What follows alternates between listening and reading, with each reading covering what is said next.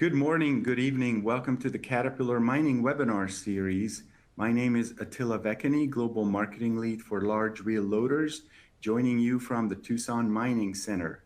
And we're excited to bring you today's topic, introducing the CAT 995 wheel loader, get more done with less fuel. And with me on the call is John Marek from Aurora, Illinois, Large Wheel Loaders Product Applications Specialist. And you may find more information about him in the presenter bio section, as well as find important documents and links in the resources section. Now, before we get started, a word about Caterpillar's #1 value, safety. Be safe, be present, win the right way, be cyber safe. These are values we live by not just at the workplace during working hours, but during the rest of the day as well. And please note that this meeting is being recorded and will be available for viewing in the future. Now, we realize that there might be dealers, customers, or competitors attending today or watching the recording later. So we just want to make sure that we don't share any competitive information that's sensitive. Basically, we won't be discussing today what's on the right-hand side of the slide, pricing, discounts, terms, and the like. Now, if you have any questions during any time of the webinar, use the Q&A button and type in your questions. If you are an existing customer, feel free to contact your dealer with any specific information that you need. Also, if we get too many questions and don't get to yours, we'll follow up with you via email. And with that, I will turn it over to John Marek, Large Wheel Loaders Product Applications Specialist. John? Thanks, Attila, for getting us started there. So thanks, everybody, for joining. I'm John Marek. I'm the Product Application Specialist for Large Wheel Loaders. I've been involved for 20 years now in the design and the development of large wheel loaders. And I'm here today to give to you an introduction to the 995 wheel loader, what it's all about.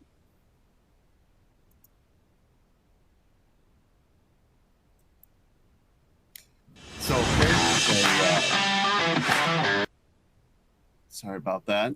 Two things at once there. So first, let's go through this poll. I think you should be able to see this on the screen. Take a guess at how the size of the 995 compares to the 994K. So A is the same size, B is 29% larger, C is 19% larger. And I'll give just a few seconds here for everybody to take their guess there, or maybe you already know the answer.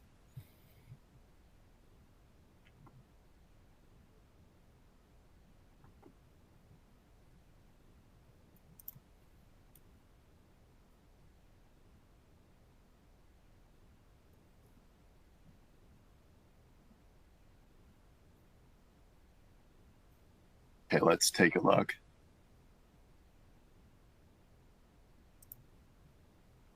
Okay, so we've got 86%, say 19% larger, 7%, 29% larger, and 7% the same size. So it's a good thing that we are here today, because we're going to do some learning right off the beginning here. So the correct answer is the same size.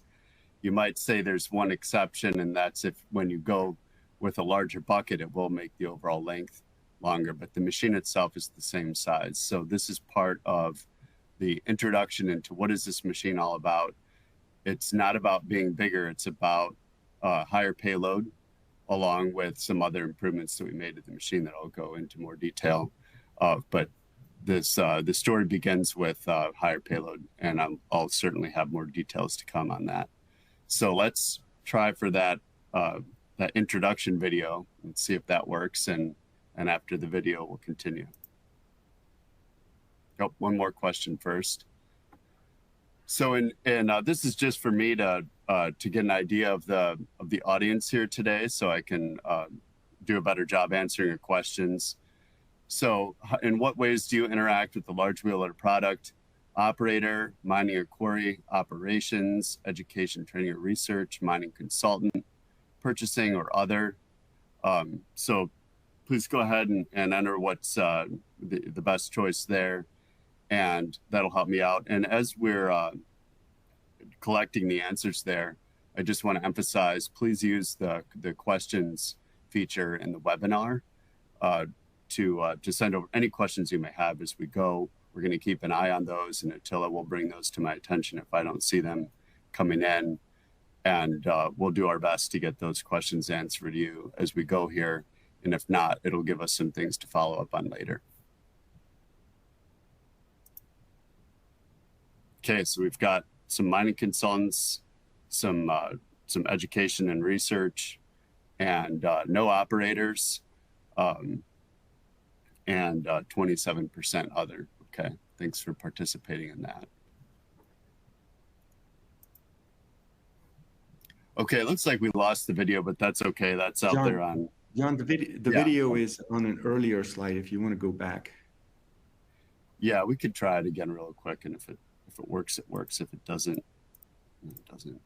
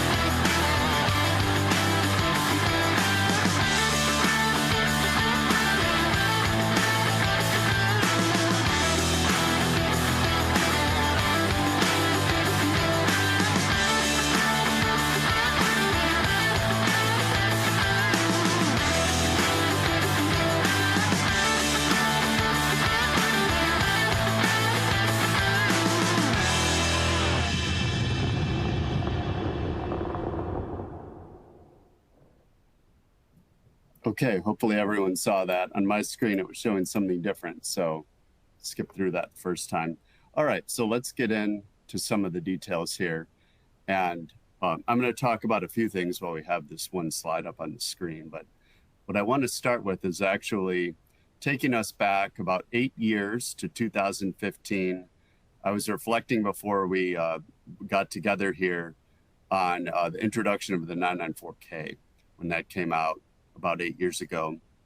And there was a video that is on the Cat Mining channel on YouTube.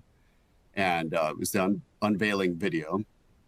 And there was a bit of a debate that started in the YouTube comments that I just went back yesterday and looked at. And it was ongoing for a few years. And the debate was on whether or not the bucket was too small compared to the size of the machine, which to me was interesting. There were definitely a lot of opinions. And one of the questions was if the engineers knew what they were doing or not. And I would say the answer is yes. I was one of them at the time. But the people who made the comments that the bucket looked too small, they were on to something. So we're going to start with that. So I'm going to draw your attention on the topic of payload here to the bottom line. I'll underline a couple things here. So low to moderate digging resistance. So what's going on here is the rate of payload of the machine, depending on what you're doing with it, is going to be different. And that actually is something that started with the 994K in a low to moderate digging resistance application, which is usually a ROM pad type of application or otherwise rehandled, but there's a little bit more than that to it. But to make things simple, let's just talk about a ROM pad application in a mining application of the machine. So this is something that's been published in the 994K literature since about 2019, and what the change that we made in terms of our rated payload is that we have been allowing up to 60 tons or 54.4 metric tons rated payload on the standard lift, and 55 tons or 50 metric tons on the high lift. And what's behind that number is a stability limited number. So there's, depending on the way you're using the machine, when you're in the lower digging resistance application, you're not concerned now as much with the forces and the ability to fill the bucket as you would be in something that's tougher digging. Okay, so this is something that's been out there, and this remains the same. This number for the 995 remains the same. So this standard lift and high lift rated payload, these are stability limited. These remain the same. Okay, now what's new is going into the moderate to high digging resistance, where we've had the increase in the rated payload. And that's where we're going to 50 tons or 45.4 metric tons on both the standard lift and the high lift. So this is where the big change to the payload is. And this was never a stability limited factor on the 994K and on the 995. It's below the stability limited payload. So to that debate on bucket size, there's a little bit of an answer for you. So the sizing of the bucket can sometimes be limited by stability, but it also can be limited, depending on the type of digging situation, by the ability to get the bucket full, to have be able to fill the bucket in a good amount of time. Our optimal time for digging that we recommend is about 8 to 15 seconds. Means that's the correct size bucket for the machine, besides the payload itself. So that's where the big change to the payload is. And that is where most of the efficiency and where the production gain comes from. Okay, there's some other details on the slide, but I'm going to wait and talk about those a bit later. Okay, so what's on the list for today? Durability, operator comfort, technology, efficiency, and last but not least, commonality and compatibility with the 994K. That's especially an area of interest amongst people who might have 994Ks running already, and they're interested to see how common this is for the purposes of service and part stocking, things of that nature. Okay, so first, durability. So why did we make changes that have to do with the durability of the machine? And that comes back to the higher rated payload in the moderate to high digging resistance application. What enables that? There's two things. One is an increase in the hydraulic force on the machine. And what is happening there with the 6 to 7% increase in hydraulic force, the result is when you go up to the next bucket size, you get approximately the same breakout force with that longer bucket that goes along with the higher payload.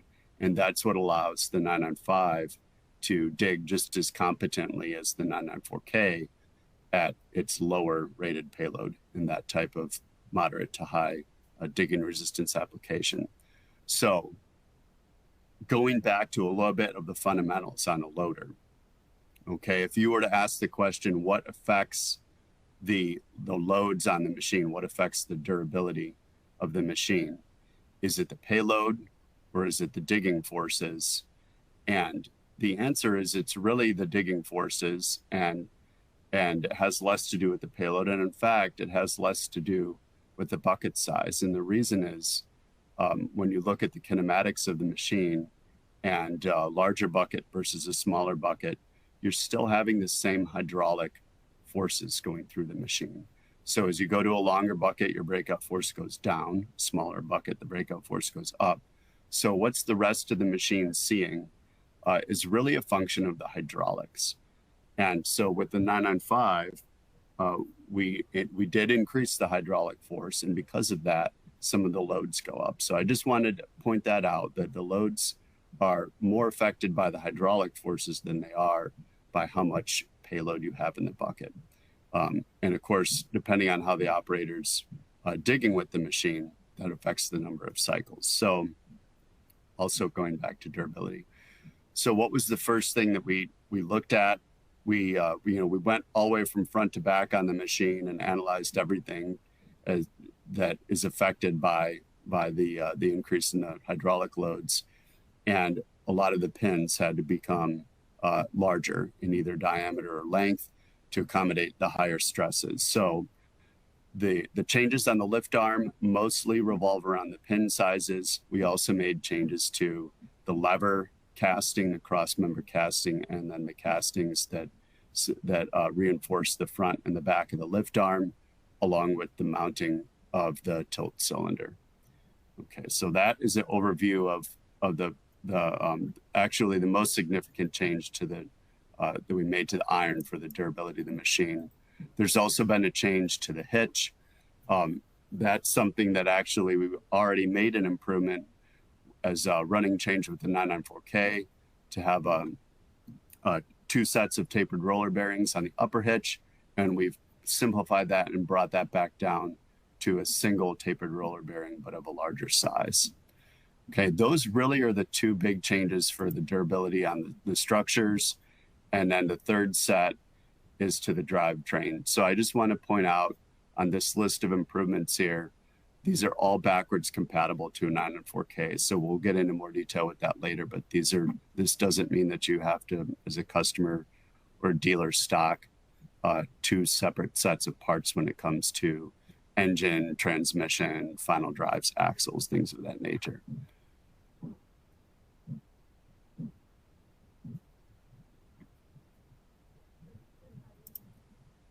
Okay, now on to another thing that's new with the 995. So operator comfort and safety, this is referring to the cab.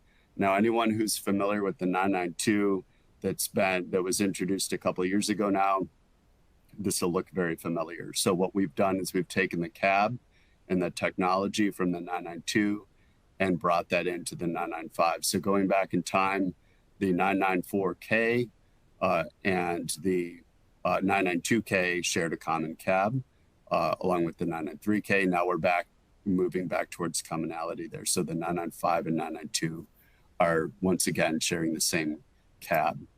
Just a couple of things I want to point out here, and most significantly besides the operator comfort is the access to the information. So on the right-hand side of the cab, I'll go ahead and circle this here.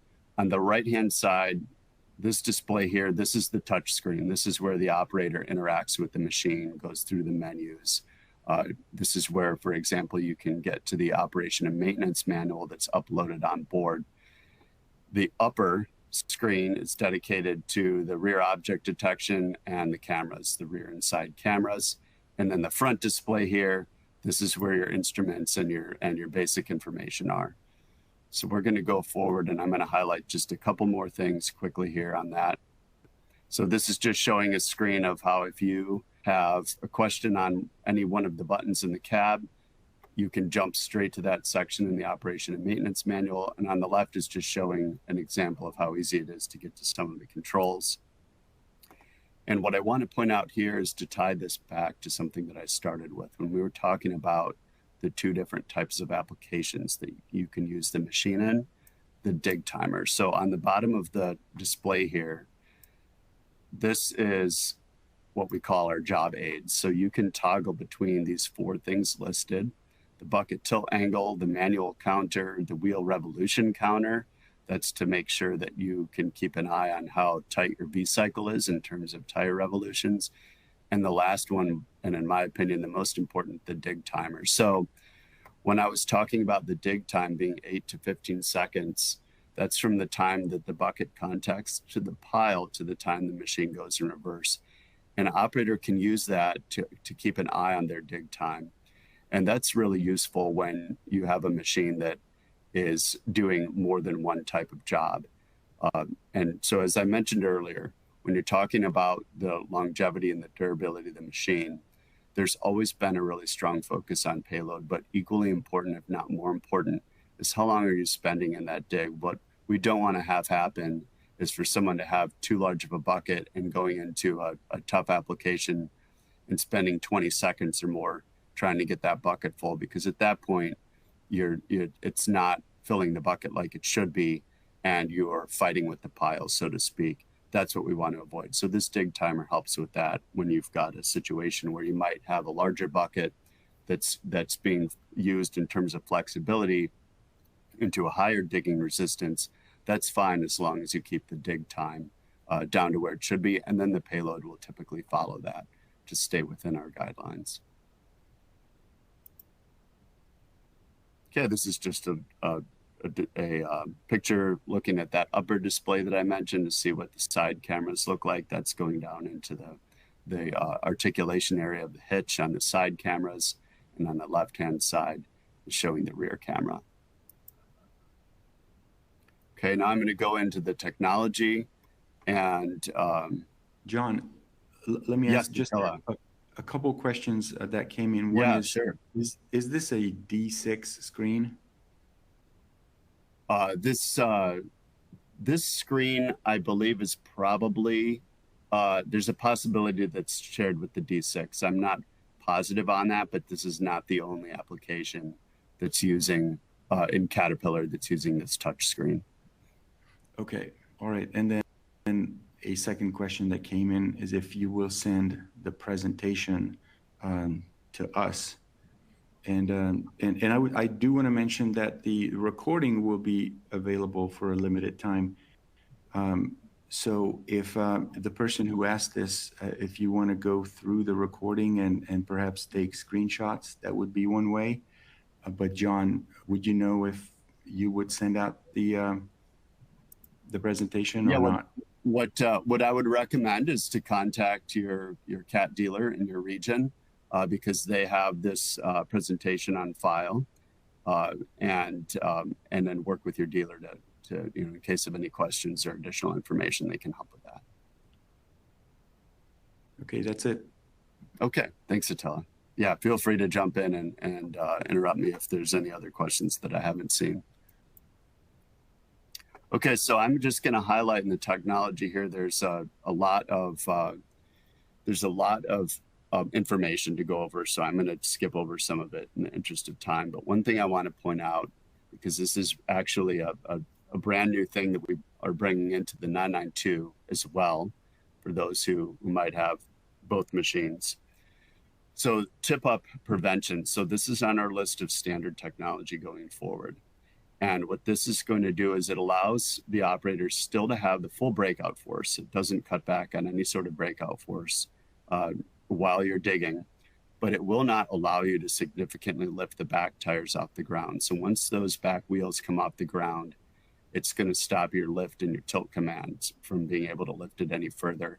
And the key to this is whether the machine is 100 millimeters off the ground or 4 inches, or whether it's 3 feet off the ground or a meter, the breakout force doesn't go any higher as you lift this higher off the ground. So really there's no reason to have that back end of the machine way up in the air. So when our customers that I've spoken to so far about this find out that this is a new standard feature, they've all been really happy to see this, because it's something that you no longer have to depend on the operator to keep under control, to make sure that doesn't happen, because it doesn't gain you any production, it doesn't gain you any time.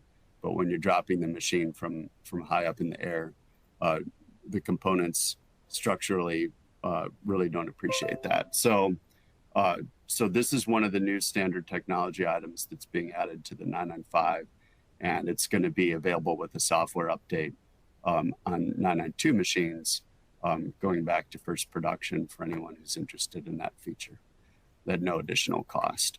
So moving on then into some of the optional technologies. So there's really a list of 3 here that I'm going to talk about.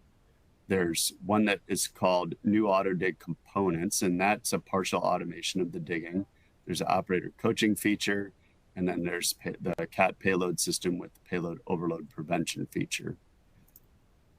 Okay, the first, and I'm just going to highlight one thing here, because I've gone through this before in some other webinars, so I don't want to be too repetitive here. But on the partial automation of the digging, what I want to highlight here is where we say full automation of the impeller clutch. So the way that I describe this when I'm with an operator is go ahead and go through the complete digging cycle without using the left pedal, which is what's the impeller clutch. The left pedal on a large wheel loader is controlling your rim pull.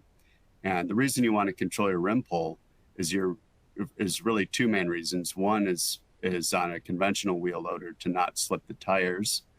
And the second, which applies to any wheel loader of any type, is to balance the forces between the rim pull, which is the torque coming from your wheels going to the ground as a force, and with the hydraulics on the lift. That's something that has to be done so that you don't push so hard that the lift arm isn't able to lift because you've overcome the hydraulic force. So the 995 is doing that for you. It's performing that balance for you. And so that the result is you're not having any chance of slipping your tires as long as you're correctly calibrated. And as long as you're having that feature activated, you will eliminate the chances of the hydraulics stalling out. And so that gives us a fluid motion through the entire dig. And that can save you some dig time. And even just half a second when you add it up over the life of the machine has a really big effect on the cost per ton and on the production and efficiency of the machine. Okay, the next, payload overload prevention. This feature is something that is optional, and the purpose of this really is to allow flexibility when you're working in variable density applications, so that you don't have to rely on an operator to control the fill factor when you have a bucket that's larger than what you would need for your higher density materials. So this is more of something to enable consistent payloads across multiple densities than it is, as a feature that's strictly just protecting the machine in and of itself.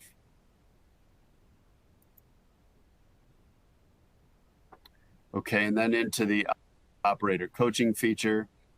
So this feature is looking at 21, we've expanded since we first went into the production on the 992, 21 different aspects of the way the operator's using the machine, and what KPIs, what key performance indicators are affected by these tips: the efficiency of the machine, the production of the machine, and the component life.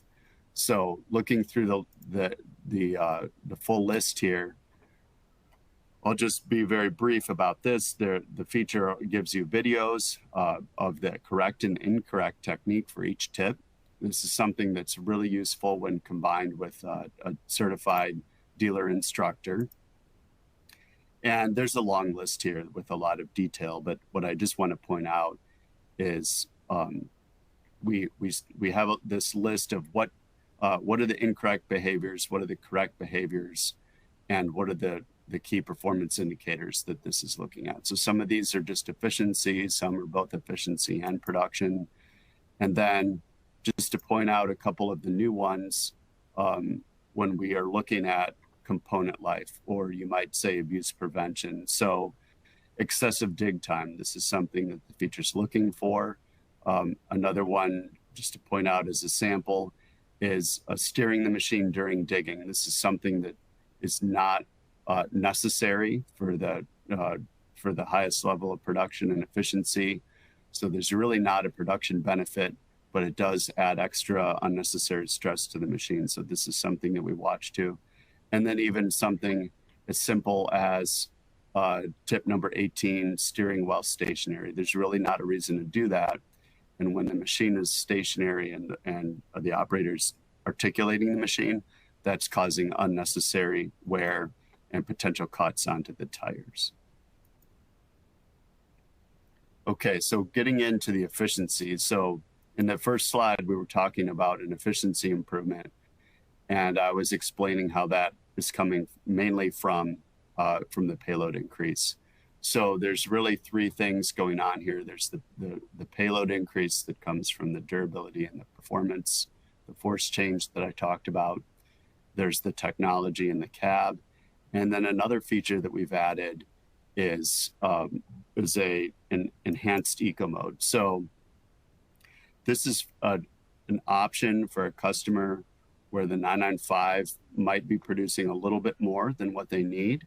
And they may say, well, I want the lowest possible hourly fuel burn and the highest possible efficiency, which would be measured in fuel consumed per ton produced by the machine.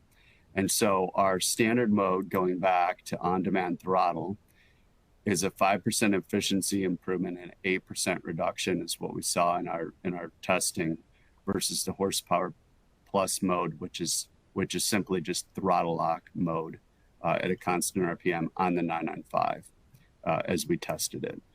What we saw with the enhanced eco mode is the 5% becomes 8% efficiency improvement, and the 8% here becomes 13% reduction in hourly fuel versus the throttle lock. So there's an additional gain that can be had by the enhanced eco mode. So this is something for something that is there for a site, just to reinforce the idea where the production might be a little bit more than they need.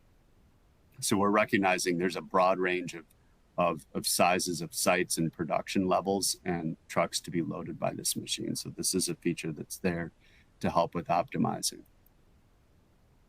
Okay, and this is the last of the prepared materials, so we'll have plenty of time to get back to the questions here. Please go ahead and start entering your questions if you haven't already.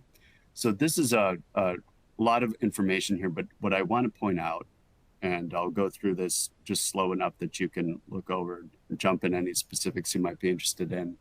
But the interchangeability is very high between the 994K and the 995, especially when it comes to things that are rebuilt over an interval of time, multiple times over the life of the machine. So some of these things like the machine's brain, the ECM, the electronics control module, that certainly is not interchangeable. That's part of the new cab and the new technology. There's other things like the bumper that are not interchangeable because of certain improvements that were made, but that's not something that's being regularly rebuilt on the machine. So there's not a real high consequence there. Similarly with the service center, that's not something that's typically rebuilt and replaced. Now, when we get into the powertrain, as I mentioned earlier, you can see the entire list of the powertrain from the engine all the way down to the wheels is all fully interchangeable back to the 994K. So that's really good news from the serviceability standpoint. And then last but not least, some of the hydraulics and the structures. So the implement pump is something that everyone would want to be aware of. That is not interchangeable. That's a change we would have made anyway, even without going to the 995. That's not for the reason of performance or durability. It was a change that was made outside of those reasons. And the control valves, let's talk about the steering. I didn't mention earlier, but one of the new features that came with the 992 that's being brought into the 995 is with the electrohydraulic force feedback steering. So this is a system that for an operator over the period of a shift is less fatiguing. It gives an enhanced level of control of the steering and is a more ergonomic system, especially for roading. This was something that's been in the Cat medium wheel loaders for a number of years now, that was introduced originally for improved roading handling characteristics. Now on the 995, the speed is not so high, so that's not as important, but it is something that operators have really appreciated, the ergonomics of the steering. Lift cylinders because of the pin size change that I had talked about previously, and then going into some of the structures and the pins, those we already talked about. So those have some areas of non-interchangeability. So we'll stop with that, and I'm going to take a look at some of the questions here. And Attila, is there anything that stood out to you that we should start with in the questions? Yes. So autonomous robotics, is that available on the 995? So there's not a full autonomy available. And the reason for that is we wanted to start by taking the things that the human operator, using the judgment of the person, are things that are easy for a person but harder for the computer or an artificial intelligence type thing, and combine that with the things that are harder for an operator but easier for the computer. So when we're talking about this partial automation of digging, that can be used in all digging applications, both the low to moderate and moderate to high digging resistance. But what's a lot more, what's a lot more difficult to automate is the judgment of a human operator who's operating at a face, looking at the angle of the face, looking at the angle of repose, looking at a large rock or a boulder that may be stuck that has to be managed out of the face, and looking at how that face is feeding from the top to the bottom to make sure that you're not exceeding an ideal angle, and certainly you don't want that to go all the way up to a vertical or an undercut state. So some of the human judgment really still at this point is better left to a person with where we're at in technology.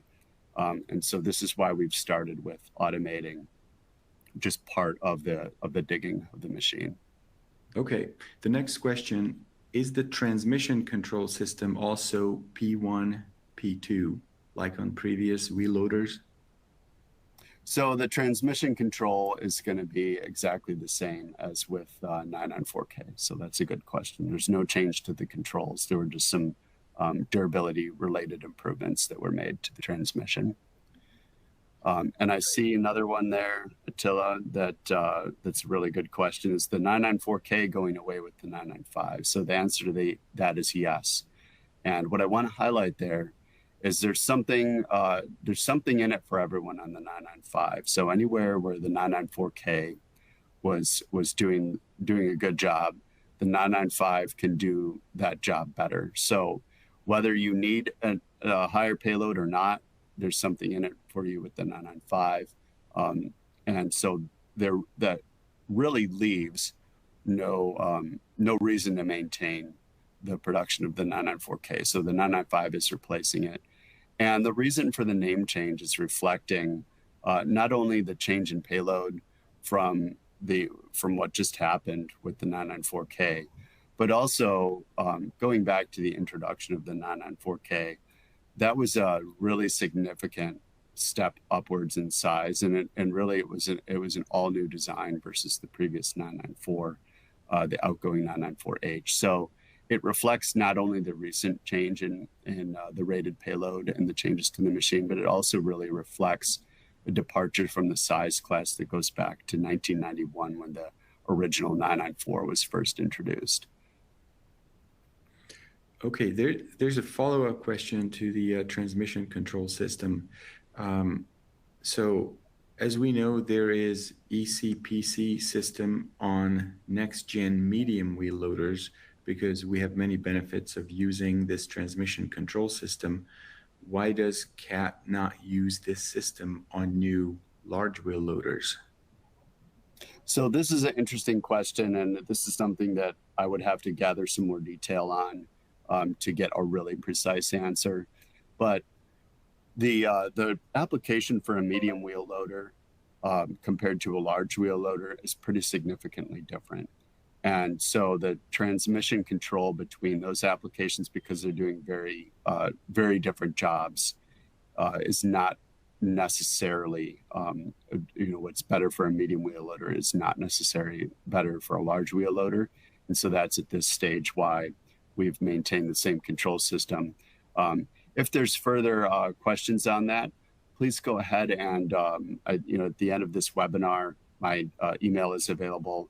And we can gather some more information for you on that, and maybe a little bit more background too on the on the question if there's something that you think we may be missing from a product design standpoint.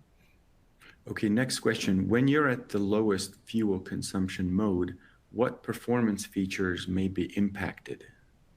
Okay, so this is a good question. I'm glad someone asked that. So what these going from the horsepower plus mode, as we call it, which is throttle lock, that's the engine held at a constant RPM.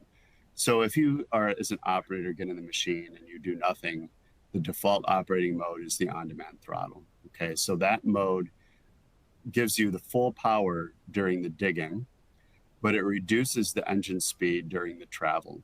And so there's a lot of misconception in that mode, and we used to call called a previous version of that mode eco mode, that it would give you less power all around, including during the digging. But that's actually not the case. So we changed that to the default operating mode because really it's what every operator should be running in, unless there's a really good reason, and maybe you're falling just slightly behind on production, and you need a little bit extra cycle time during the travel.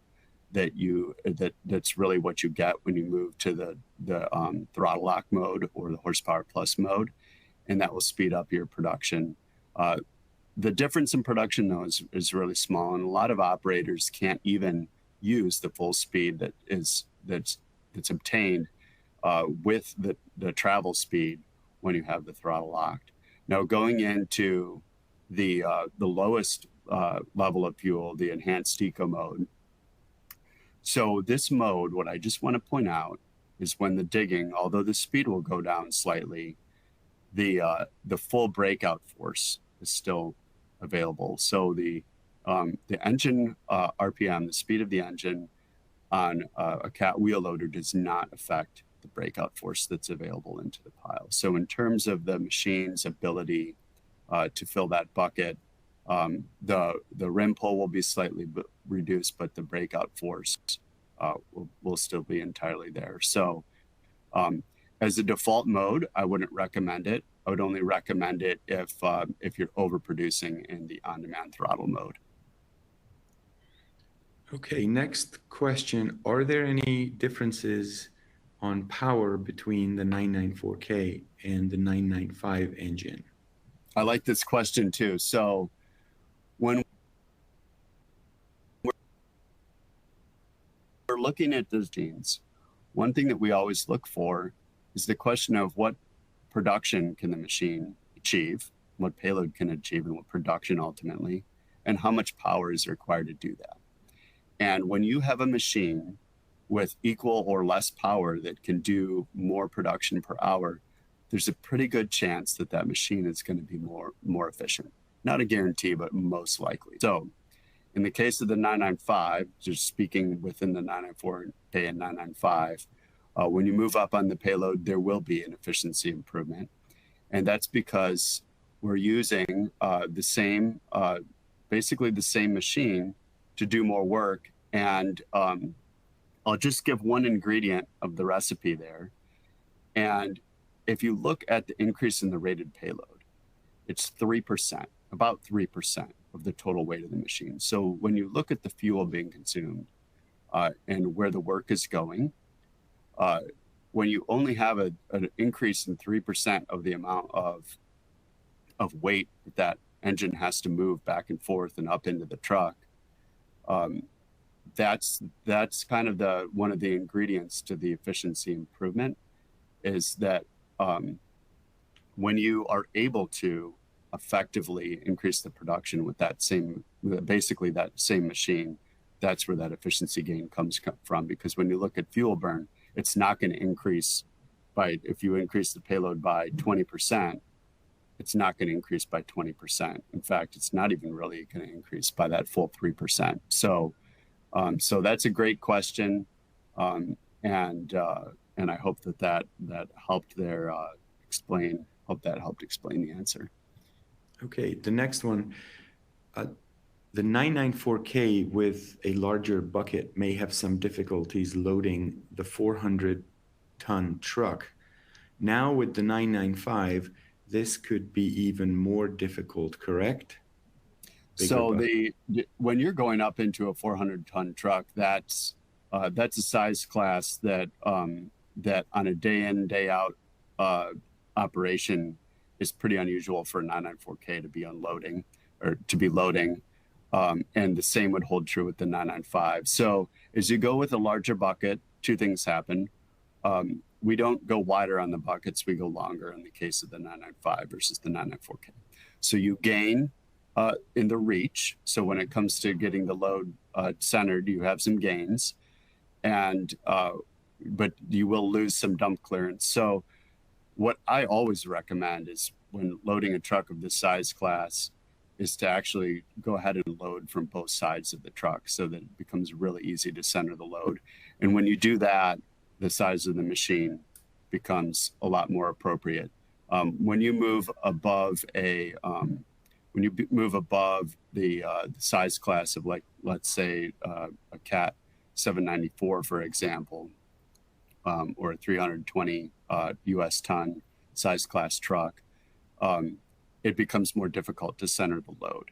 And so that's why I normally recommend going ahead and loading from both sides. Now, that's not to say it's impossible. You can certainly, with a good operator, with a good technique where you use your technique to minimize the lift and to take the first 4 or 5 passes and really aim those at the other side of the truck, it can be centered.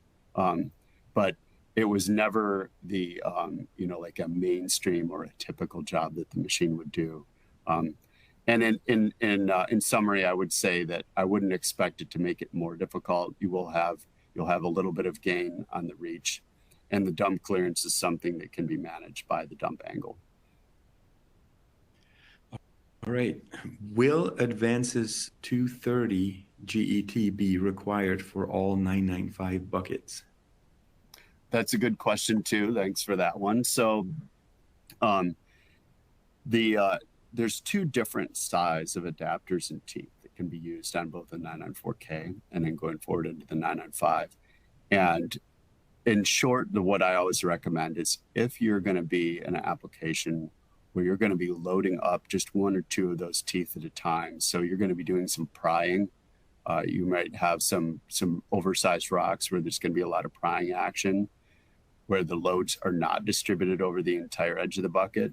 That's when it's a good idea to go straight to that Advance's 230 size, because that gives you a larger adapter for longer, higher strength on that tooth and longer life for the adapter itself. If you are in a low to moderate digging resistance or something like the rehandled material, then you certainly don't need to be running that higher tooth size, because that load is distributed evenly across. So those are 2 examples of where it's a pretty clear answer. And then if you're in a situation in between and you're not sure, then that's where I might recommend going to the Advance's 230 size tooth, and that also gives you a thicker cutting edge as well. Does the auto dig and coaching software require a subscription? That's a good question too. I didn't elaborate on that earlier. So this is a feature that's available for a single time purchase, where you will you make the one-time purchase and you have the feature forever. And in fact, when we go through and improve the feature and add to the number of the coaching tips like we just did, you can go back and update. So if someone had bought a 992, when we move from 13 to 21 tips, they can have that when they've made the one-time purchase. That update is free with the software update automatic. And then we also offer it as a subscription. So if you're someone who's not sure on the value and you want to try it just for a period of time, or maybe just for when you're training a new operator, we do have the ability to provide that feature on a monthly basis as a subscription. So it's available actually with or without a subscription. Okay. And the last question, unless more come in while John answers this one, is what is the main advantage of the Cat bucket in the case of a 995? So the most significant advantage, especially when we're talking about a 995, is the weight. So within the webinar here, there's a link to the technical specifications brochure. This is the one single source of the information that you're going to want if you're working on configuring, sizing, determining whether this is an appropriate wheel loader or not for your application. And in that brochure is a table that explains our payload policy. And you'll be able to see there the way the weight of the bucket affects that. So when you have a lighter weight bucket, if you're to increase your usable payload, that's one big advantage of the CAT bucket. The durability, of course, is also another advantage. So, but the number one place to start is look at the weight of a CAT bucket versus a bucket that's available elsewhere, and compare that number. And even if you're not using a higher payload, extra weight is still extra fuel burn, so it'll help with the efficiency too. Okay, and we do have more questions. Are there plans to include partial or all electric 995 in the near future? So this is an interesting question. It's something that we're always looking forward on to improving the efficiency of the machine. And this is certainly something right now that's on for all the mining companies on the radar, is on improving the efficiency per ton. So this is something, what I would say there is, again, there will be my email will be provided in the webinar here. And if you're aware of a case where there's a need for that and where that's something you're interested in, go ahead and send me an email. And working with the product group, part of my job is defining the next generation of the product. So any voice of the customer that leads us in that direction is always good for me to add to our list to justify changes going forward. Okay. Is the principle of engaging and disengaging the impeller clutch the same as on the 994K? Yeah, the actual function of the clutch is identical between the two. You can use it with or without the automated feature that I was talking about. So if you purchase that, the new AutoDig components, the operator can choose whether or not to have that active or not via the touch screen. And so you can use the clutch in a traditional manner. What you can also do is when the automation is active, we did design it not to interfere with the good operator. So you can either operate on top of that feature being activated, or you can turn it off entirely if that's if for some reason that's the operator's preference. Okay. And when will the 995 be available for purchasing?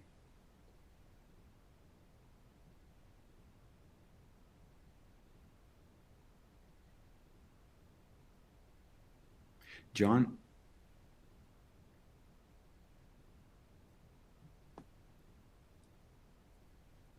Okay. Dates. It looks like John, are you there, John? Yeah, I can hear you now, Attila. Okay. Yeah, when will the 995 be available for purchasing? Oh, I caught that one. I think you must have jumped in back out, but I already got that one. Okay, all right. The lockup clutch function, will it be optional or a standard? So on the 995, the lockup clutch is a standard feature. Okay. All right. Well, that's it for today. Thank you all for attending. Thank you, John, for the information. Everyone, check out cat.com/LWL or just Google CAT large wheel loaders for more information and resources. Thanks for joining us and have a great rest of your day. Yeah, thanks everyone for your interest. Thanks, Attila.